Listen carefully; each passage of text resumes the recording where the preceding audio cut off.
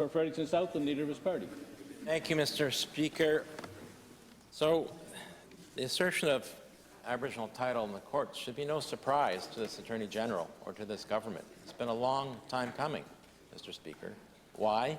Because land in this province, Nova Scotia and PEI for that matter, was never ceded, was never surrendered by the Indigenous peoples of this region. The same situation is the case in British Columbia.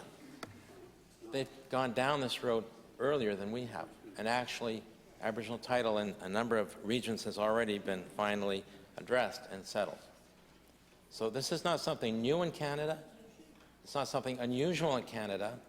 It's something unique to those regions where Aboriginal title was never ceded or surrendered, so the Maritime Provinces and British Columbia.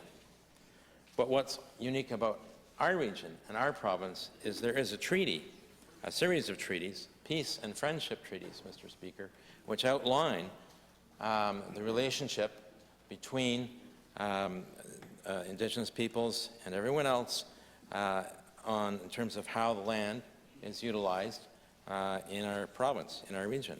What is the legal basis for the relationship between our peoples, Mr. Speaker? So that treaty exists. I'm surprised at the Attorney General using the opportunity in the Legislative Assembly to address some of the points that presumably his government will be arguing in court. Now, it didn't need to get there. The Mi'kmaq asserted their title in a way to open the door to negotiation with this government. And that open door was not walked through.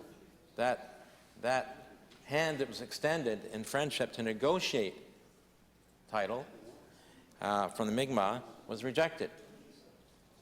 They haven't gone to court yet because they were trying to do it by way of negotiation and a collaborative effort. But in the case of Wolastoqey, they saw clearly this wasn't going to happen, and so they've gone to court. The Attorney General will have ample time through the lawyers, and this government will have ample time through the lawyers they hire to address all of the points that he raised today on the floor of the Legislative Assembly. Ample time. This is going to take years and years.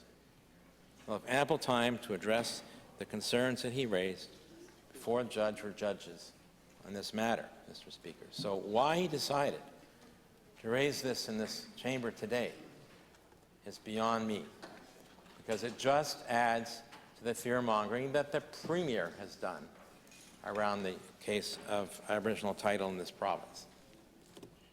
And there is no question that's exactly what the Premier did in this instance, because that's what the Premier does in every instance. When something goes away he doesn't like, he fear-mongers. Doesn't matter what it is. Fear-mongering around language, fear-mongering around sexual orientation and gender identity, fear-mongering around Aboriginal title. That's what this Premier does, and it's got to stop, and it's time this Premier steps down and lets someone take the job to actually lead this party across the hall in a way that will serve all New Brunswickers. Thank you, Mr. Speaker.